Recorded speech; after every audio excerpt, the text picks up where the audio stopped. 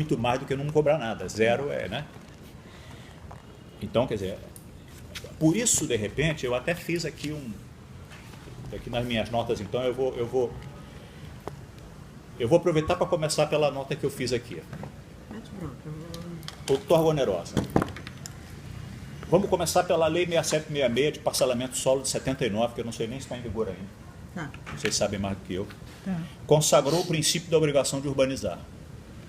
Ok? Até Ok. então o parcelador vendia a terra, ele não fazia nada e ele vendia a terra a preços que incluíam, na maioria dos casos, a expectativa de valorização derivada da implantação futura da infraestrutura por parte da prefeitura. Não é? Então o sujeito, ele ganhava em cima da urbanização que a prefeitura ia fazer. Uma expectativa. De modo geral, o valor da terra é um valor de expectativa. Né? E aí, no Então, caso, mas ele já agregava valor. ele já agregava valor por uma infraestrutura que não tinha, que a prefeitura ia botar. Não é certo? Então, Um potencial adicional. digamos assim. Então, quer dizer, a obrigação de urbanizar não tem novidade. É um negócio muito antigo entre nós. Né? E está consagrado na Lei 6766. E todos nós, eu acredito, estamos de acordo com isso, porque é evidente que não cabe a prefeitura ir lá depois e botar, né, infraestrutura, né, um cara que já vendeu, na verdade, aquela infraestrutura. Eu penso que a incorporação imobiliária, eu vejo como uma hiperparcelamento. Engraçado como eu nunca vi um texto, eu tive até vontade, eu tenho vontade de escrever um texto, uma coisinha no meu blog, que bota assim bem claramente, né, como é que, na verdade, a incorporação imobiliária parcela o solo. Dentre outras coisas, ela promove o parcelamento do solo. Só que ela divide o solo em frações ideais. Centenas, muitas vezes. Centenas de pequenas parcelas. Portanto, a incorporação imobiliária contém em si mesma, né, ela é também um processo de parcelamento do solo. Eu chamaria de hiperparcelamento do solo. Né, que Ai, eu não sei tirar esse barulho dessa coisa. impõe à coletividade Da onde também é o barulho? Não sei. uma série de Ah, custos. Custos de adensamento do solo. Não é isso? WhatsApp. Impermeabilização, sobrecarga das redes de água pluvial, esgoto, circulação, transporte. Né? Né? Portanto, também a incorporação imobiliária deveria ter muito claro essa questão da obrigação de urbanizar. Eu acho que a obrigação de urbanizar ela se aplica tanto à incorporação quanto ao parcelamento do solo, é o que eu quero dizer. Compreende? Eu acho que esse é assim, para mim, isso é uma ideia assim, sabe, meio óbvia, sabe assim. É preciso associar a incorporação ao parcelamento do solo. O parcelamento expande a malha urbana e a incorporação adensa. E adensa violentamente, impondo uma série de custos também. E, normalmente, a incorporação imobiliária ela se faz sobre uma infraestrutura e serviço que já estão implantados. Ela promove o adensamento brutal numa situação em que uma infraestrutura e serviço pelo qual ela nada pagou também, certo? Isso, vamos dizer assim, se aproveita, por assim dizer, né, dessa vantagem, né? A incorporação imobiliária ela se desenvolve, ela floresce em um território que já está muito urbanizado. Por isso que você acha barato. Hein? Por isso que você acha barato. Por isso eu acho barato. Por isso eu acho que... Bom, então, o problema Por é isso quanto ele vai é pagar barato, o quanto é outorga, caro, é uma discussão. Tem um problema de um relativo aí que é difícil chegar lá. Mas o fato é que eu gosto de assimilar, quer dizer, o problema da recuperação da mais-valia tem muitas tradições. Né? Vem desde Marx, o primeiro item do Manifesto Comunista é palavra de ordem transitória de recuperar toda a renda da terra. Não é isso? Ele fala que é transição ao socialismo. O mentor do Instituto Lincoln, quer dizer, o patrono, Henry George, dizia que recuperar 100% da renda da terra, sim, era muito importante para poder, na teoria dele, acabar com a pobreza. O livro dele chama-se Progresso e Pobreza, e a tese dele era que 100% da renda da terra, tal qual Marx, deveria ser recuperada para que a sociedade pudesse. Né? Então, mas eu acho que é suficiente, a gente não precisa ir tão longe. Eu acho que, sabe, vamos dizer, uma maneira interessante de abordar isso é o problema da obrigação de urbanizar, que tem raízes na nossa tradição a partir da Lei 6766. Né?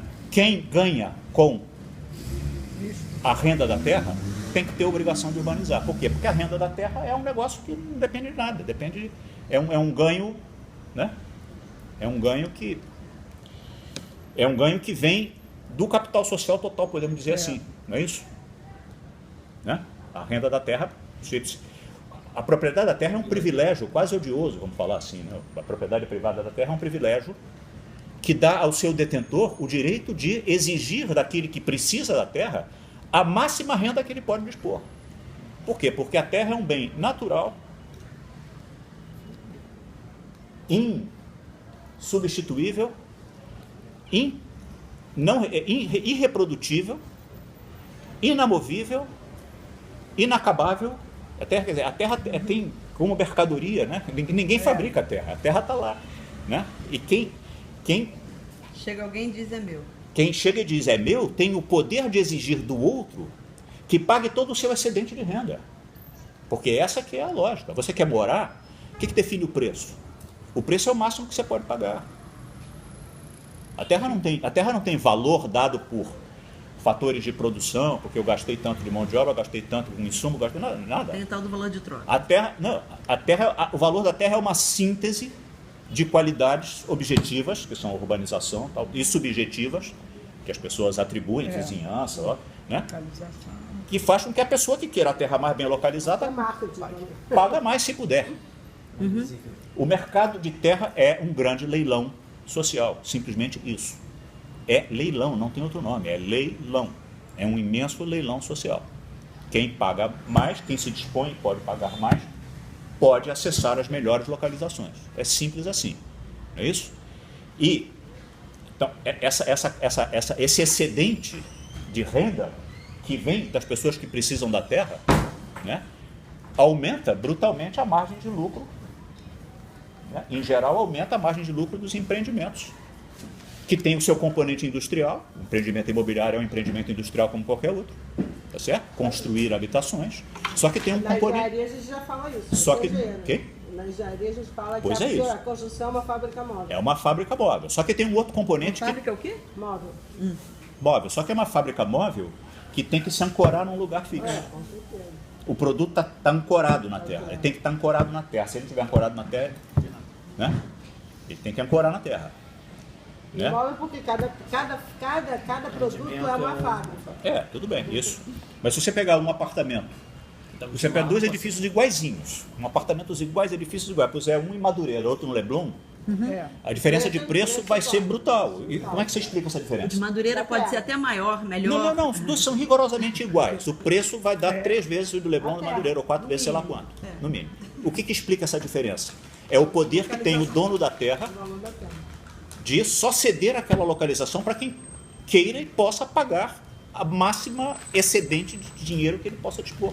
É simples assim, portanto é um leilão, é uma maneira de extorquir, por assim dizer, no bom sentido, se você quiser no mau sentido também, certo? Deter a propriedade da terra, você extorque, né, aquele que tem condições de pagar mais. Então por isso eu digo, e vou voltar, então, essa questão, quer dizer, tem um lado da justiça social em geral, e tem o lado da finança pública, né? Que se o sujeito vai, né? Quer dizer, ele vai lucrar com vai ter o lucro industrial da venda da construção que ele fez, mais o lucro extraordinário, né? Que é aquele que a localização lhe proporciona, a localização mais a posse, né? O direito, né?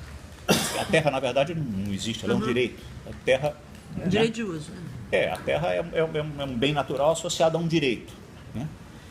Então, por isso eu acho que é muito importante a gente associar, eu gosto muito dessa ideia de associar a questão da obrigação de urbanizar, vale para o loteamento, vale para a incorporação. Porque, insisto nesse ponto, a incorporação parcela o lote.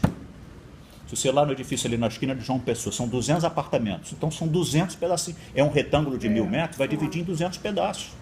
Sim, porque senão, porque eu estou com o terreno no céu, né? Você não pode ficar no terreno do céu, né? Existe essa Materialidade. Exatamente, existe essa relação curiosa entre a coisa imaterial, o direito imaterial e a coisa material, né? E o que ancora, boa noite, o que ancora isso, justamente, né, é uma coisa que a gente, engraçado, nunca discutiu o direito lá nas coisas do Instituto Olímpico, não falava sobre esse negócio da fração ideal, entendeu? Mas eu acho que isso é muito importante, porque a fração ideal, na verdade, é um pedacinho de terra. Ele não é ideal no sentido que ele não existe. Ele existe, só que ele não tem uma delimitação fechada, mas ele existe. Ele é um pedacinho de terra, pode ser 2 centímetros quadrados, que ele está ali para ancorar o metro quadrado que você comprou Do meu apartamento. do seu apartamento. Exatamente. Então, ele está lá para ancorar aquilo. E o que vale, é aquele negócio que eu falei do terreno, que vai, entendeu? O valor, esse valor da terra que você está pagando para poder morar num lugar mais caro do que outro, é o valor daquele pedacinho de terra ali, 2 centímetros quadrados. Tá certo? E o sujeito que está vendendo aquele 2 centímetros quadrados, ele ganhou o direito de explorar aquela infraestrutura toda que está em volta, em benefício dele, vendendo 2 centímetros quadrados para quem está pagando uma fábula de dinheiro. Tá certo? Pelo puro privilégio que ele tem de deter aquele negócio. Então, Isso entendido, eu nunca entendi por que o Estatuto da Cidade só faculta as prefeituras de cobrar outorga onerosa, mas não obriga. Eu, sinceramente, nunca entendi isso. Mas não obriga. O Estatuto da Cidade, botei aqui. O plano diretor poderá fixar áreas nas quais o direito de construir poderá ser exercido acima do coeficiente tal e tudo. Por isso que muitas cidades não cobram, não aplicam. Belo Horizonte, e o que eu saiba, até começar a fazer as grandes operações urbanas, que eu nem sei em que pé que anda, começaram a fazer as operações, vendendo CEPAC e tal e tudo, nunca aplicou outorga onerosa. Nunca aplicou. As cidades do Nordeste não aplicam outorga onerosa. O último boom imobiliário brasileiro, as cidades do Sul-Sudeste, algumas até arrecadaram somas relevantes.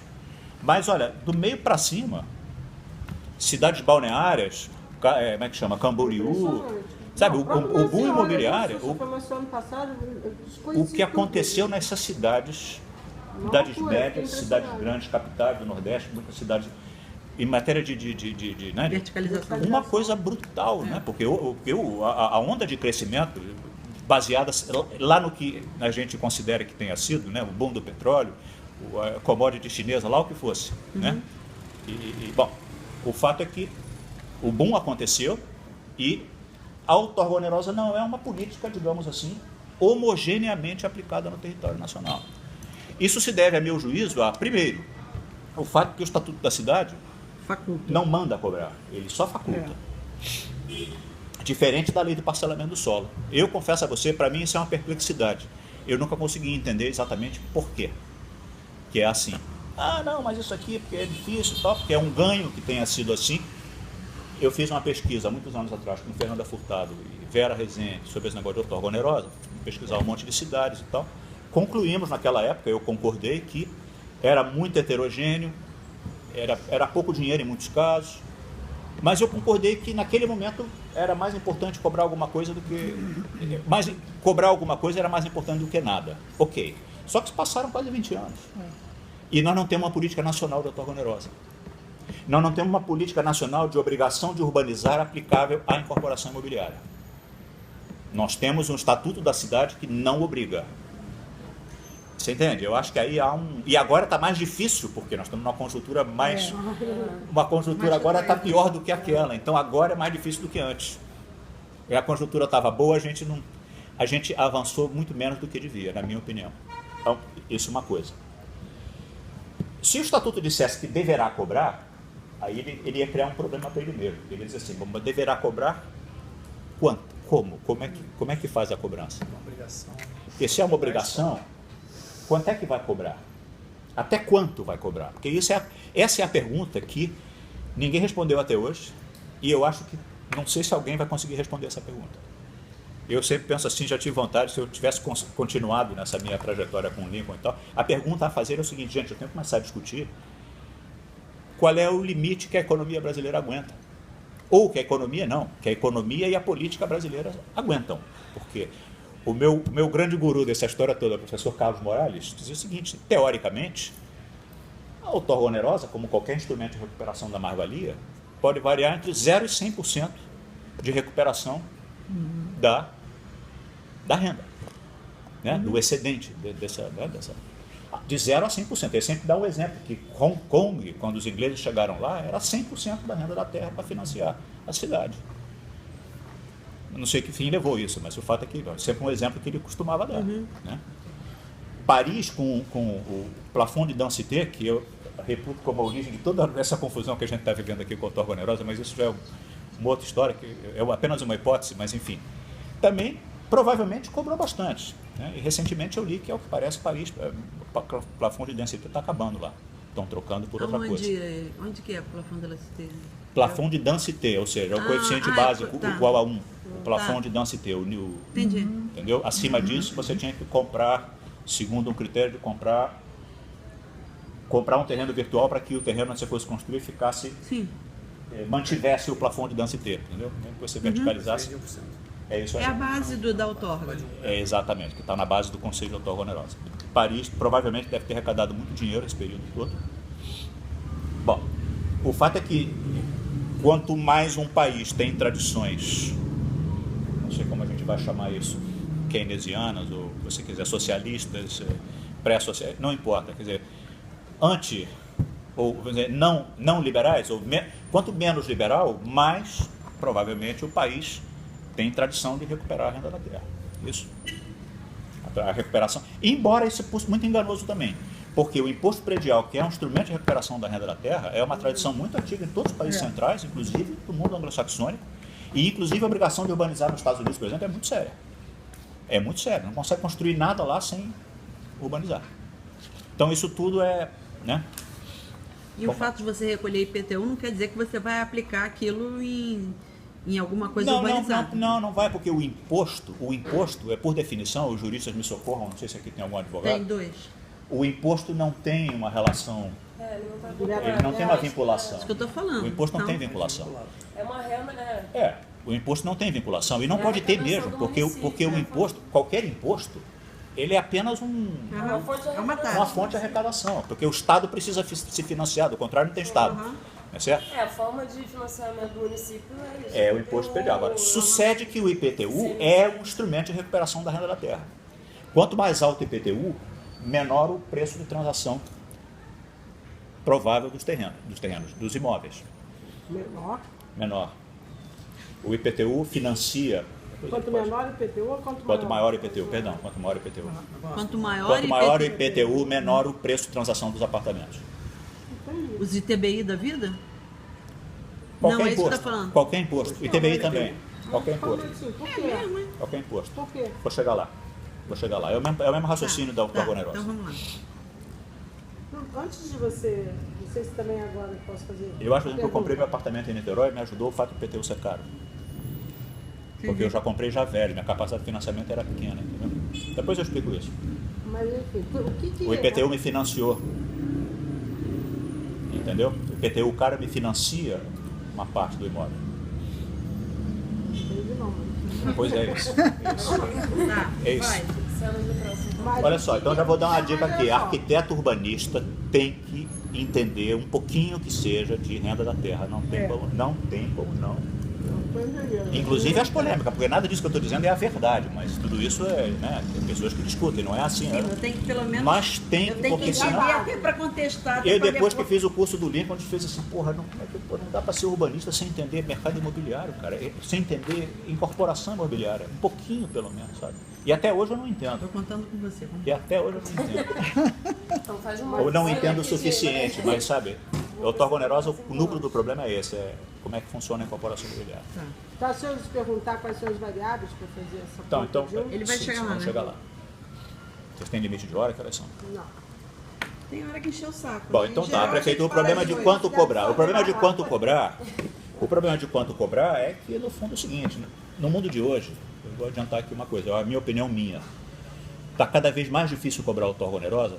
Uma coisa que eu acho assim, que, de modo geral, assim, nos círculos do Lincoln tem uma certa dificuldade de admitir, que a renda da terra, ou seja, toda a margem de lucro proporcionada por bens não competitivos, vale para terra, petróleo, bolsa Louis Vuitton, o que você quiser. Tudo que é exclusivo, tudo que é bem não competitivo, tudo que é não fabricável, não reprodutível, tudo que é bem de monopólio, bem, você pode extrair uma margem de lucro de monopólio. Hoje é vital para a margem de lucro média da economia. Os capitalistas precisam desesperadamente de bens não competitivos. E é por isso que o negócio das concessões e tal.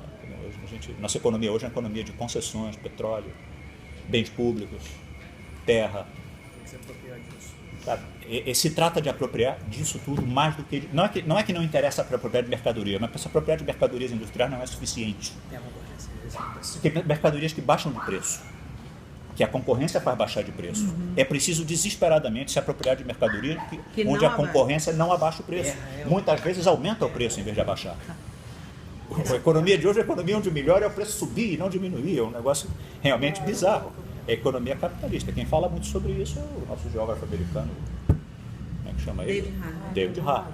Fala isso o tempo inteiro. O problema é que o capitalista não gosta de concorrência, ele gosta de monopólio.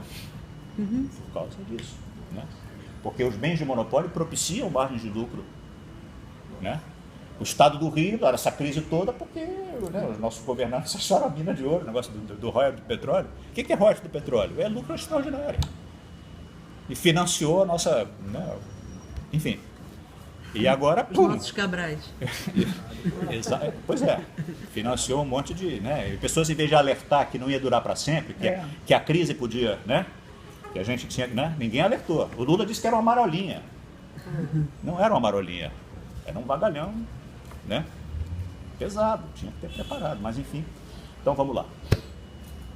Então, o problema é que o estatuto não diz que tem que cobrar. E se dissesse que tem que cobrar, ia criar um problema que era ter que resolver o problema de que cada cidade tem uma fórmula. Definir critério. Que não só cada cidade tem uma fórmula, que cada cidade tem uma fórmula que ninguém explica. Tá. E aí, né? E uma cidade cobra 10, outra cobra 20, outra cobra 50, outra cobra... Pois é, ele não define critérios, não define nada, parâmetros nem nada. Não. Tá. Bom, então vamos lá. Eu digo aqui que o problema número 1 da outorga onerosa é que mesmo os municípios que cobram não sabem quanto estão cobrando. Isso eu digo, minha opinião. Os municípios que cobram têm uma escassa compreensão de quanto estão cobrando. Não têm uma ideia clara do quanto estão cobrando. Porque já vi muitos textos, tem planilhas da Prefeitura de São Paulo, a própria planilha do Valverde, né, que se concentra muito no conceito de o preço do metro quadrado, como é que chama? Excedente. Preço do metro excedente. É tanto. Preço do metro excedente, que é o metro que você cobra acima do coeficiente básico. Não é isso? Quanto é o preço do metro quadrado excedente? É 100, é 200, é 500. O que isso quer dizer? Quem dá esse valor? Vamos ver. Não, pois é. Não, o problema não é esse. O preço, vamos lá, o preço da outorga onerosa, a prefeitura tem que fixar. Por quê? Porque é um bem de monopólio. Certo? Outorga onerosa é terra. Potencial construtivo é terra. É direito de construir. Portanto, não por acaso aqui em Niterói se chama de solo criado. Potencial construtivo é direito de construir, nada mais do que isso. Né? É a própria terra, é o direito ao solo.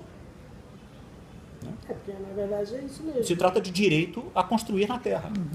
Simplesmente isso. Então, tá? Portanto, a natureza do valor do metro quadrado excedente é a mesma natureza do valor da terra. Não é diferente. É a mesma natureza. E eu digo que, na verdade, o preço da outorga onerosa é uma parte da renda da terra. E vou tentar demonstrar isso. O preço da outorga onerosa... É, em qualquer hipótese, uma parte da renda da terra. Porque, na verdade, deixa eu entender, na verdade, a outorga onerosa faz com que você pode botar mais apartamento... Quem fabrica a outorga onerosa? Isso, vai lá, vai lá, continua. É o incorporador, você vai botar mais... Não, o incorporador não fabrica a outorga onerosa. O incorporador fabrica construções. Mas uma parte dessa área que ele vai construir a mais, sim, tem valor no solo, ele também vai estar ancorado no solo. Sim, pois é isso. Então a outorga onerosa, a prefeitura está vendendo um direito. Concorda comigo? Concordo. Um direito de construir além do básico. Pois é, um direito de construir. Sim. Então o valor da outorga onerosa tem a mesmíssima natureza que o valor da própria terra. Esse valor não pode provir de outro lugar, senão da própria terra. Do direito de exploração da terra. O proprietário que não tem direito à outorga onerosa, ele constrói lá e vende a peso de ouro. A gente não viu os seus 2 centímetros quadrados de fração ideal? Ele não vende aquilo? Ele vende a fração ideal. Né? Quando você compra um apartamento mais a fração ideal, está até escrito lá na sua escritura. Sim. E muitas vezes a fração ideal vale mais que o apartamento. Em alguns casos. Tão caro que é esse negócio. Sim. Não é isso? Então, a outorga onerosa é o direito de criar mais frações ideais.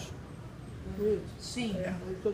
Concorda com isso? Concordo. O sujeito antes ia pegar um terreno e dividir em 200 apartamentos, 100 apartamentos, ia dividir em 100 pedacinhos. Se a prefeitura vendeu para ele o direito de construir mais 100, ele, em vez de dividir em 100 pedacinhos, vai dividir em 200. Então ele vai ter, em vez de ter 100 frações ideais para vender, ele vai ter 200. Portanto, a outorga onerosa é o direito de vender mais frações ideais do que tinha direito de vender antes. Sim. Por isso que eu estou dizendo que o conteúdo do valor da outorga onerosa não é outro, senão o conteúdo do valor da própria terra. Tá. Ok? É. Outorga onerosa... Você falou da dificuldade dos municípios de identificarem exatamente o quantum dessa arrecadação, de onde vem. Pois é, há um problema do entendimento do que seja o problema da renda da terra, como é que ela surge na incorporação imobiliária. Vamos chegar lá. Aqui, por enquanto eu estou lançando assim, uma série de provocações para... Tá? Mas você entende essa coisa que a outorga onerosa, nós estamos vendendo o direito ao empresário dele criar, ao invés de 50 frações ideais, ele vender 100 frações ideais. Portanto, a outorga onerosa não é outra coisa senão estou vendendo fração ideal, ou o direito de criar mais fração ideal naquele terreno. Tá certo? Sim. Muito bem. Essa fração ideal que eu estou falando é o conceito. Não? Aí você vai falar com um avaliador, não, porque é fração ideal, não sei o quê, porque a lei diz que isso é outra coisa. O problema é como é que está lá na lei dos condomínios, como é que calcula a fração ideal, se entra corredor, se não. Não é isso que eu estou falando. O que eu estou falando é a fração ideal como conceito. Certo? Quando você compra um apartamento de X metros quadrados, você está comprando um pedacinho daquele terreno, certo? E tem mais um detalhe, o sujeito que compra da prefeitura o direito de ter mais frações ideais, ou seja, de subdividir mais ainda o seu terreno, porque é disso que se trata, entendam bem, para o incorporador, o negócio de comprar potencial construtivo é, em partezinha, ele poder produzir industrialmente mais apartamentos, que ele tem um pequeno lucro, Para ele vender mais. mas, sobretudo, é o direito de vender mais frações ideais. Ok? Cada apartamento além, ou cada metro quadrado a rigor, que ele compra de direito, é mais um metro quadrado, é mais uma fração ideal que ele está vendendo. E o detalhe interessante é o seguinte, que a fração ideal é vendida, cada nova unidade, pelo mesmo preço da unidade anterior. Compreende? A não ser que você imaginasse uma super oferta de frações ideais, o preço já caindo, né, o preço marginal. Pelo contrário, deve até ir aumentando de repente. Não, na verdade não aumenta. Ele vende. O empreendimento é feito assim. Empreendimento é feito. Ele vende. O interessante é que ele vende pelo mesmo preço. Cada pedacinho ele vai vender para você para 200, vai vender você por 200 também, vai vender por você por 200 também e 200. Ou seja, a fração ideal é um negócio da China. A fração ideal é uma invenção, falando assim, um pouco assim, né? Assim, é uma mágica extraordinária, o negócio da fração ideal. Outorga onerosa é o negócio, ou seja, não outorga onerosa, mudar a lei para construir mais é melhorar, multiplicar o negócio da fração ideal. Está claro isso? Tá. Multiplicar o negócio da fração ideal. Onde eu vendia 100 frações ideais, eu vendia 200, 300. E insisto, o preço dela não era baixo, é sempre mesmo, porque o comprador é diferente, você precisa morar, você vai lá, paga o que ele está pedindo, você vai lá e paga também, você vai lá e paga também. Enquanto houver demanda para pagar, tá certo? Todo mundo vai pagar a mesma coisa. Então, é a mágica, eu costumo dizer assim, isso é a mágica da multiplicação dos pães. E na realidade, Concorda? cada vez mais a fração ideal vai diminuindo, né? É claro, Os valores, a fração ideal diminui, mas ela é vendida pelo mesmo preço daquela que era grande. Daquela que era grande. Porque é o direito daquela pessoa àquela localização. Sim. Por quê? Exatamente, porque a fração ideal é o que ancora o seu direito a se localizar naquela porra daquele endereço. É isso. Sim, sim. Está claro isso? Tá. Então, vamos lá. Então, eu digo assim, os municípios não sabem o que estão cobrando, essa coisa do preço do metro excedente, né? o preço do metro quadrado excedente. Eles não sabem. Você falou que os municípios não sabem quanto cobra. Suponha que eu tenho um edifício que eu vou construir 5 mil metros quadrados. 5 mil metros. Não, é muito metro quadrado, vamos lá. Um condomínio de 50 apartamentos de 50 apartamentos de 100 metros. Dá quanto? Dá 5 mil metros. 5 mil metros quadrados. 5 mil metros. Aí eu digo assim, o meu coeficiente básico é 4.999. Eu vou vender 1 metro por R$1 milhão.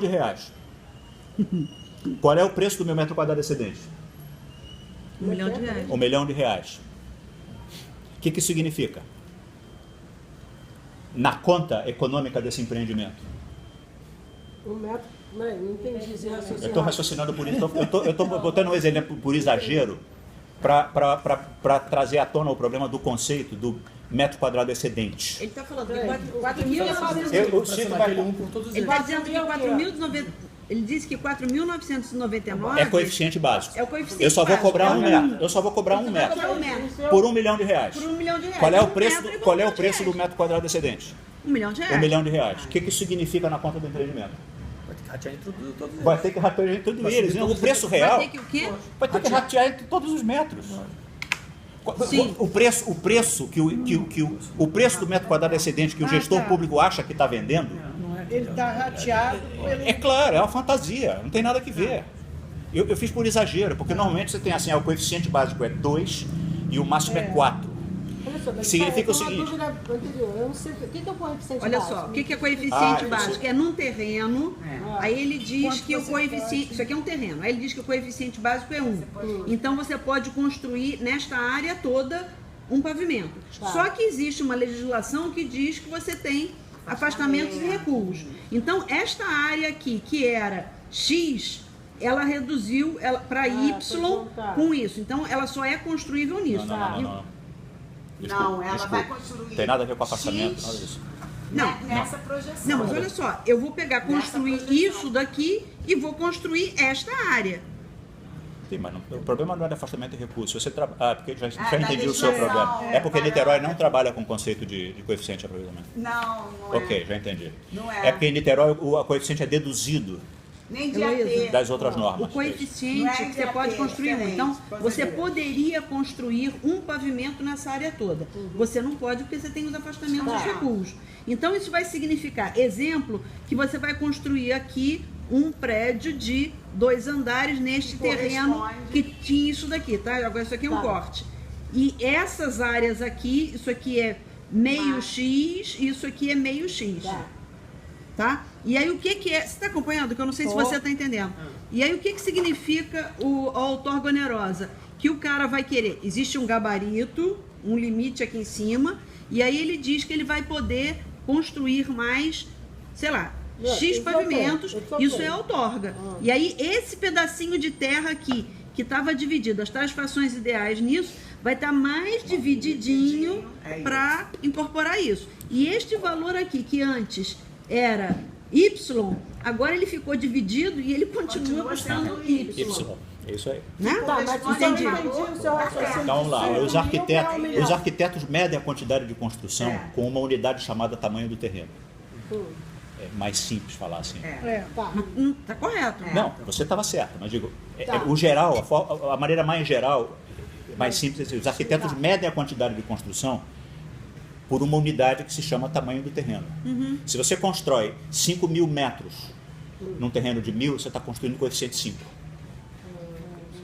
Tá, Simples assim. tá. Se você constrói Que aí 3 já mil está metros, embutido tudo que você não pode tudo construir. que você não pode construir. O que acontece é que em muitas cidades a legislação já diz o seguinte: naquele terreno ali você pode construir até coeficiente 4. Em Niterói isso não existe. Niterói te dá uma série de parâmetros que você pode construir e desses parâmetros você deduz o coeficiente de aproveitamento. Entende? Porque é o que você estava falando aqui. Ah, tá. Você vai Ele construindo deduz de acordo esses com o que valores pode. todos, Ele deduz. Você diz, eu pude construir 4.950, meu terreno é 1.000, então meu coeficiente vai ser 4,95. Compreendeu? Bom, essa legislação está fazendo com que o coeficiente de Niterói seja 1. Vamos chegar lá, vamos por partes. Vamos Tá. lá. Eu queria chegar antes numa outra história aqui. Então tá. Porque eu estava falando do problema do preço do metro quadrado excedente. Isso. É porque eu estou supondo que Tá. vocês todos já ouviram falar de metro Então quadrado o que ele está excedente. querendo dizer é o seguinte, Tá, é que esse tá, método... tá. Eu sei. É da outrona, excedente, você tem um bar. Pedro, você está dizendo Eu não que... entendo essa forma. Você tá dizendo que fala que depois sente um que eu não entendo. Ele disse, porque ele disse que isto daqui tem 4.000... Não, ele está dizendo que isso daqui tem 4.999 metros quadrados, mas eu quero construir isto daqui. Sim. Aí ele fala, isso daqui custa 1 milhão. Eu estou exatamente, estou dizendo que a prefeitura de milhão. uma cidade Y, uma cidade qualquer, ou Torgolândia, Gostei. pode ser Onerópolis também. A prefeitura da cidade disse assim, olha só, o meu coeficiente de aproveitamento é 5. Num terreno de 1.000 você pode construir 5.000 metros. Tá? Mas eu vou cobrar outorga para você e você vai ter que me pagar para construir uma certa quantidade de metros. Certo? Você é o que se chama... disso? Não. É o que se chama outorga onerosa. Você pode construir até 5. Mas eu vou cobrar para você construir... Se você construir 3.000, você vai ter que me pagar 2.000. Tá certo? Se você construir 4.000, você vai ter que pagar 1.000. Seria o máximo. Ué, que Pode ser isso? o máximo. Perdão, vamos lá. Eu te dou o coeficiente 5 e te digo que o coeficiente isento, de isenção é 4. 5. Ah, O coeficiente básico chama-se... O coeficiente de isenção chama-se coeficiente básico entre nós. Tá. Até coeficiente 4 você está isento. Então 4.000 você pode construir sem me pagar nada. tá. Para construir 5.000, Mais 1.000. os 1.000 excedentes você vão ter que me pagar. A um certo preço. Esse preço é o que todo mundo fica com esse tal do preço na cabeça. Então eu fiz um raciocínio aqui por exagero, que disse o seguinte, o coeficiente é 5, máximo, mas o meu patamar de isenção é 4.999. Eu vou cobrar só R$ 1 milhão. Para esse troço daqui. Isso. Então o meu preço do meu metro quadrado excedente é 1 milhão. O que isso significa, na verdade? Que isso aqui vai ser rateado por Isso todos... não significa nada. Esse preço é uma fantasia. Por quê? Porque o preço real disso é como é que ele se divide pelos metros todos.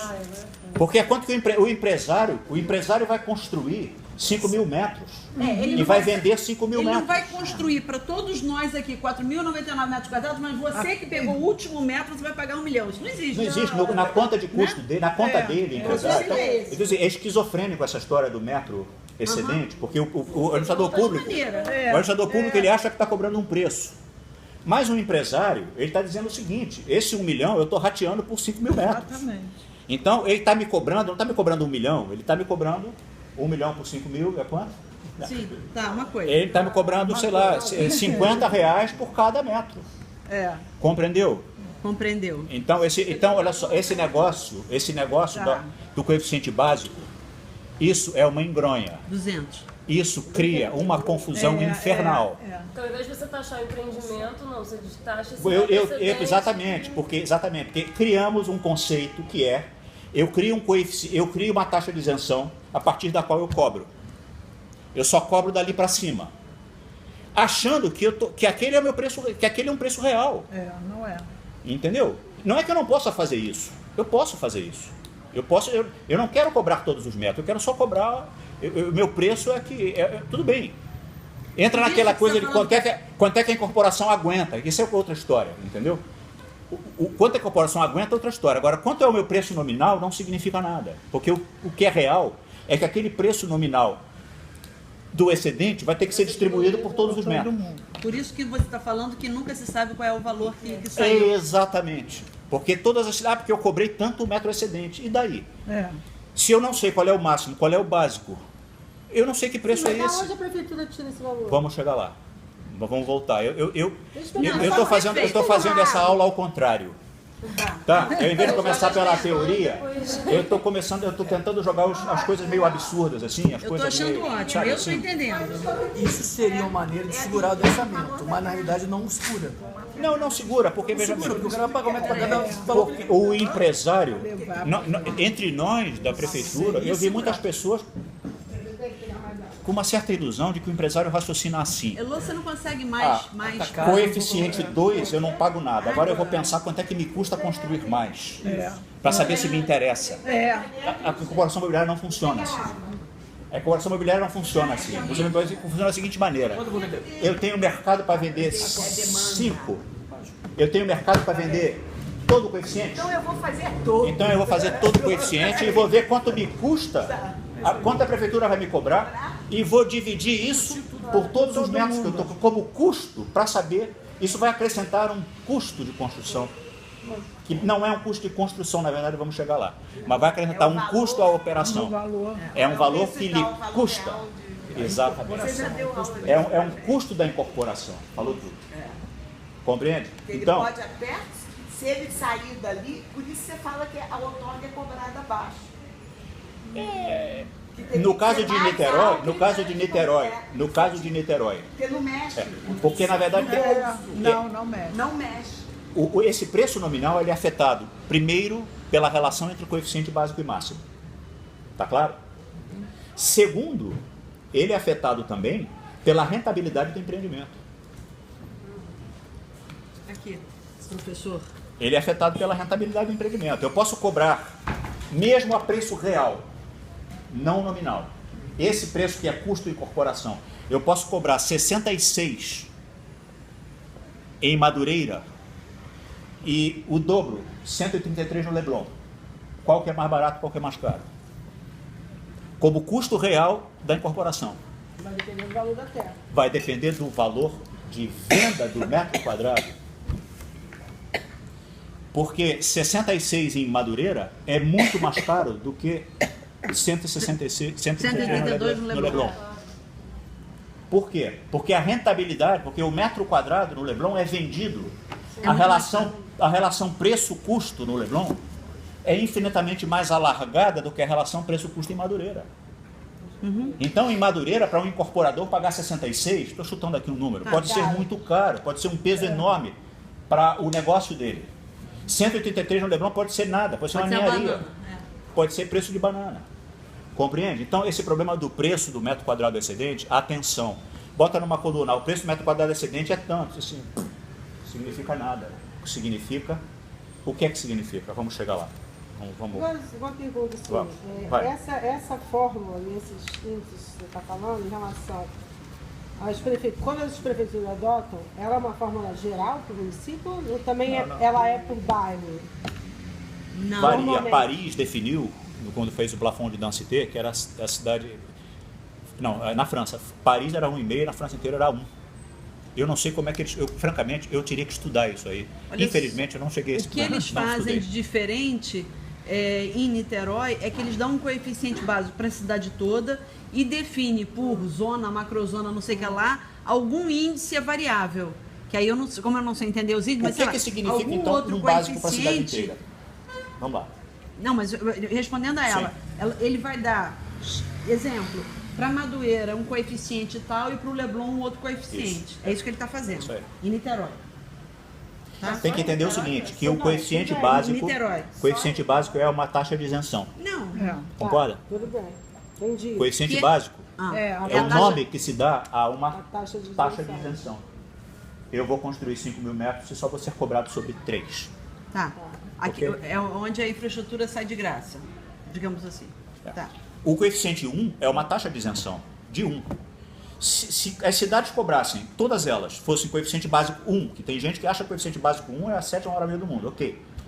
Se todo mundo, coeficiente básico 1, então, e depois cobrasse toda a renda excedente, você estaria cobrando o total da renda menos um desconto equivalente a 1 sobre o coeficiente total.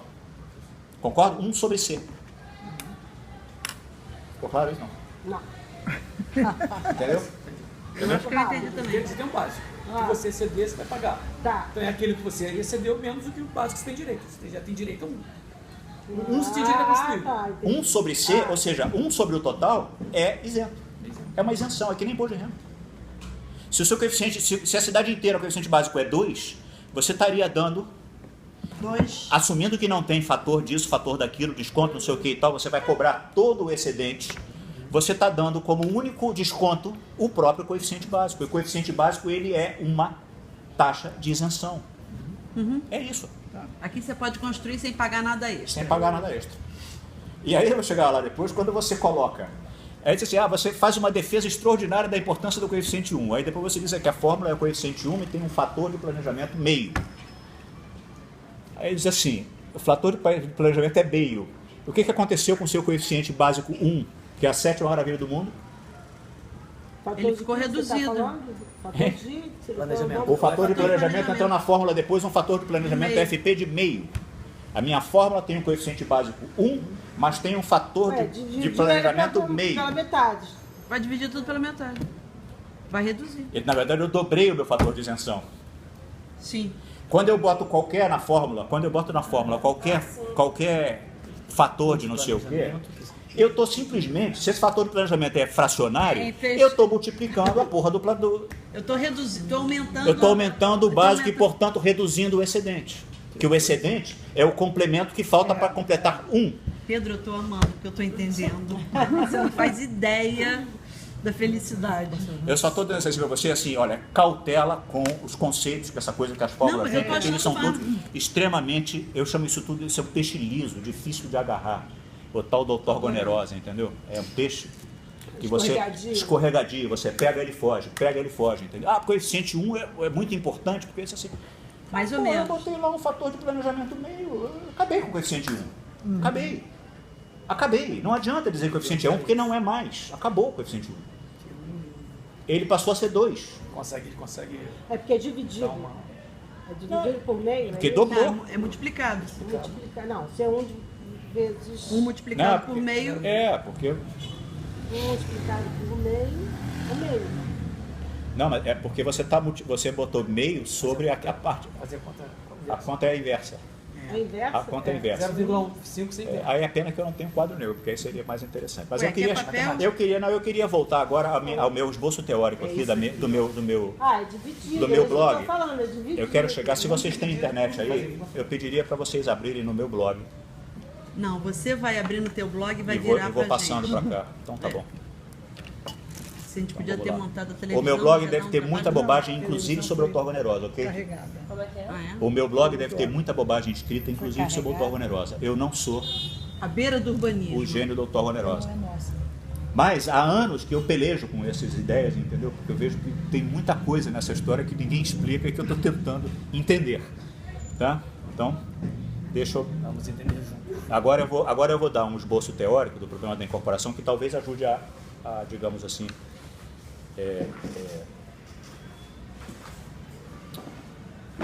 quando eu estou falando do entusiasmo, eu perco completamente não está aqui, estou falando besteira, está em meus textos, meus arquivos. Imaginei, porque ela começou a comer pipoca. Falei. Não, você comeu pipoca? Não, Claro. o que é Não, isso? É um você bolinho? Word. Não, é um biscoitinho. Biscoitinho de cebola. Só pra...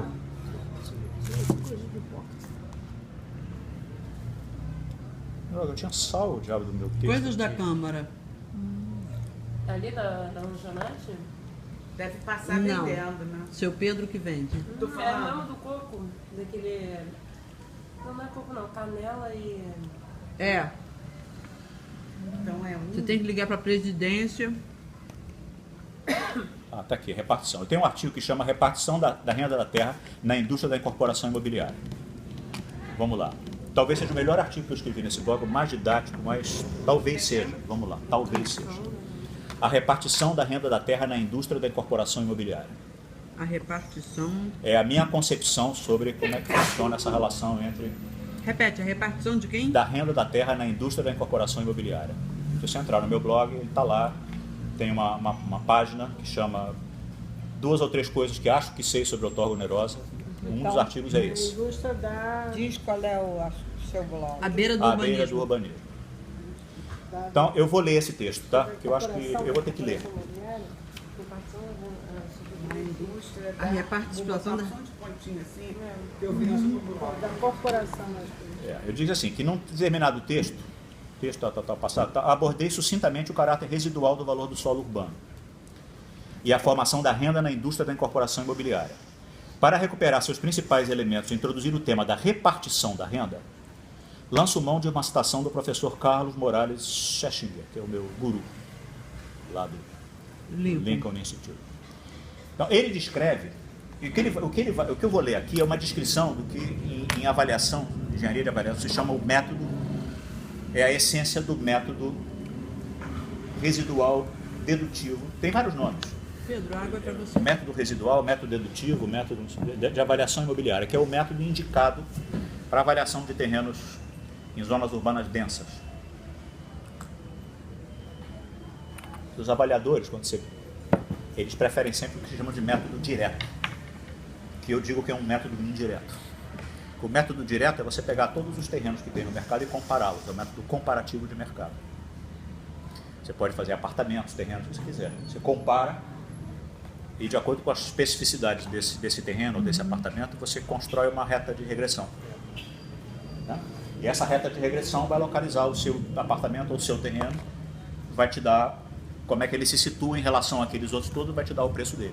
Eles chamam isso de método direto. Você vai diretamente no mercado e apura o preço em comparação com os outros. Obviamente que eu poderia também dizer que esse é um método indireto. Né? Porque eu disse assim, como surge o preço de todos os outros? O mercado. O mercado faz a mágica. Né? O mercado. Só que a coisa não é bem assim. No caso da terra, o valor da terra, como a gente diz, é o valor residual. O valor da terra é o resíduo de tudo que se pode produzir e vender nela. É o resíduo? É o resíduo. Eu não gosto dessa palavra, não. É o resíduo, que corresponde à renda da terra. Vamos chegar lá. Um investidor no mercado imobiliário residencial, palavra do professor Morales, ele parte do preço máximo que a demanda, vale dizer, as famílias, está disposta a pagar no mercado, por uma unidade, por um apartamento. O investidor parte do preço que a família está disposta e apta a pagar. Né? Esse preço inclui o custo da construção da própria moradia, assim como da infraestrutura da edificação que lhe dá serviço, ou seja, encanamentos, tal, tudo. Certo? Sim. Esse custo inclui também tudo que o incorporador, que ele não fala, mas eu estou adiantando aqui, tudo que o incorporador precisa gastar para botar aquele apartamento à venda. Tem custo de comercialização, tem custo de propaganda, tem custo de todo tipo de custo. Certo? Todos os custos. E tem inclusive a remuneração do construtor, que é um custo, o custo da remuneração do construtor. E da incorporação também. Isso é outra coisa. Tá. Vamos lá. O incorporador parte das famílias, quanto que elas podem pagar.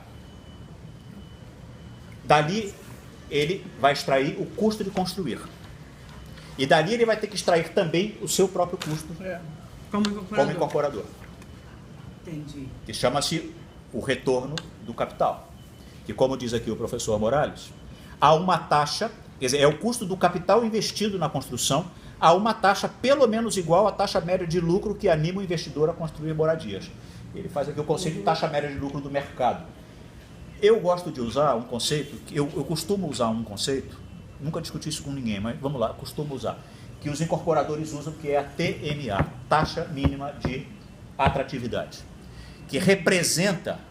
Para ele uma vantagem. Para ele é o seguinte, menos do que aquela taxa, ele não vai no negócio. Então ele tem o custo total de construir e ele tem o custo do capital dele, que eu estou assumindo aqui como representado pela TMA. Que, para quem mexe, para quem já viu avaliação, como é que chama? Estudo de mercado, de avaliação de... Não, avaliação de negócios em geral, né? Tem uma certa relação com a taxa de desconto. A taxa que você usa para fazer o desconto da receita total para você chegar no seu TIR, na sua van.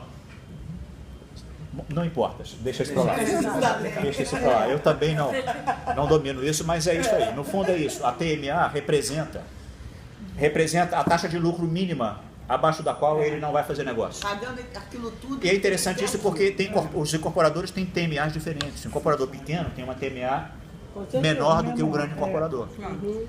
Tá? Aqui você percebe assim, aqui eu moro ali em Santa Rosa, né? Quando começa a escassear os terrenos grandes, né? As possibilidades de fazer remembramentos e tal, começa a aparecer as firmas menores. Provavelmente elas para construir o prédio, né? Com um terreno. provavelmente elas vão trabalhar com TMA um pouco mais baixo. Se você vai para a cidade do interior, certamente vai trabalhar com TMA mais baixo. Mas bom, então, o resíduo que permanecer depois de descontados todos os custos, ou seja, daquilo que as famílias pagam, que os empresários chamam de VGV, valor geral de vendas, que é a soma do valor de venda de todos os apartamentos, extrai tudo que custa construir aquilo, extrai daquele valor total uma certa porcentagem que representa o lucro do incorporador, o lucro básico do incorporador, sobra um resíduo. Esse resíduo que permanecer depois de descontados todos os custos do preço pago pelas famílias será considerado pelo investidor lucro adicional, acima do lucro médio, ou seja, acima do que eu estou chamando de TMA, que representa o lucro médio da economia, abaixo do qual ele não vai fazer negócio. Então, todo o lucro que sobra, e é por isso que interessa para ele subdividir o terreno. Quanto mais fração ideal tiver para vender, maior a possibilidade dele ter um resíduo maior vai ser o resíduo dele. Lógico. Tá certo? Esse resíduo é um lucro adicional para o incorporador. Contudo, o investidor terá que dividir esse sobrelucro com o proprietário do solo para que ele lhe ceda seu uso. E essa que é o business do negócio. Porque na incorporação imobiliária desenvolvida, o preço da terra não é o que vem antes, é o que vem depois. O preço da terra não é um dado, o preço da terra é o resultado da negociação. É claro que... Por quê? Porque ele vira também um eu que vou definir o valor do quanto eu quero dar no terreno. Exatamente. Ele chega num bairro e tem lá um monte de preço. Mas ele, quando vai negociar com uma pessoa, eu conheci lá em Santa Rosa gente lá, entendeu? 3 milhões. Hein? 3 milhões. Eu estimei uma pessoa que meu conhecido, eu estimei pelo coeficiente de aproveitamento que dá, eu estimei que ele ia ter um resíduo de 6 milhões e a pessoa vendeu por 3 milhões. Tá bom. Vendeu por 3 milhões. Era um terreno de 500 metros. De 500 metros, vendeu por 3 milhões. Ou seja... Já chegou oferecendo, já 3. Exatamente. Eu entendo o seguinte, em certos mercados... Bom, vamos chegar lá. Peraí. Então... É aqui, ó, deixa eu entender o que você está falando. Ou seja, quando você, como proprietário de um terreno, você sabe que uma coisa o cara vai comprar para fazer uma clínica. Sim. Uma outra coisa, o cara vai fazer um prédio de 20 andares. Exatamente. Então você sabe que ele vai ganhar muito mais Exatamente. do que o cara que fosse construir uma clínica. Exatamente. Então é por isso que o valor... E como é que a pessoa que vai vender a casa para demolir, que a casa não vale nada, a casa é demolição, como é que ela sabe o valor da casa dela? Por isso, pela possibilidade que ele tem ela de chama um avaliador e pede quanto é o resíduo. O resíduo é, portanto, o preço máximo. O resíduo é o preço máximo que o incorporador, em qualquer cenário, vai pagar. O incorporador não pode pagar mais do que o resíduo. Já tem avaliador de resíduo? Porque ele paga... Pedro... Para mim, eles avaliavam agora. Não. Pedro, isso significa... Só para eu entender. Isso significa que ele vai ter o TMA dele garantido. Claro. E aquele sobrelucro é o quanto ele paga. É isso aí. Então, veja bem, o professor Morales diz o seguinte aqui. O professor Morales fala o seguinte. Legal isso. Especializado nisso aí. O professor Morales fala o seguinte. Bom, hein? Esse mercado. A proporção com que o sobrelucro, que é o resíduo, será dividido entre o agente da demanda e o proprietário do solo, depende de muitos fatores. Mas é muito alta a probabilidade de que o proprietário embolse a sua quase totalidade. A ampla concorrência entre os demandantes e a escassez de oferta de solo jogam a favor do proprietário da terra, que está em posição de escolher aquele entre os demandantes que esteja disposto a ceder a totalidade do sobrelucro, ou seja, a totalidade do resíduo. Desse modo, o sobrelucro se transforma naquilo que em economia se conhece como renda da terra. Ou seja, sobrelucro imobiliário, resíduo, renda da terra é tudo sinônimo. Tá certo? Então, agora entenda bem, o que o Morales está falando aqui, nesse texto que ele escreveu há muitos anos, isso aqui é um dos cenários. É o cenário da última casa na Praia de Caraí. É o último cenário na Praia de Copacabana, na Praia do Leblon. O cara que é dono daquela terra, ele sabe rigorosamente o valor do resíduo. Então, o incorporador, ele vai ter que comprar aquele terreno, provavelmente, pela totalidade ou quase totalidade do resíduo. Por isso é que os incorporadores dizem que em terrenos assim, terreno isolado, numa área muito valiosa, a rentabilidade do negócio é baixa. Entendi. Por quê? Porque ele vai ter que pagar quase a muito. totalidade do resíduo para poder adquirir. Mesmo que Ele só seja vai ter- um local Exato. altamente valorizado. Por causa disso Depende. mesmo. Quando, em locais onde só resta Tem um muita terreno, atenção, né? o último Lugares- terreno. lugares- Copa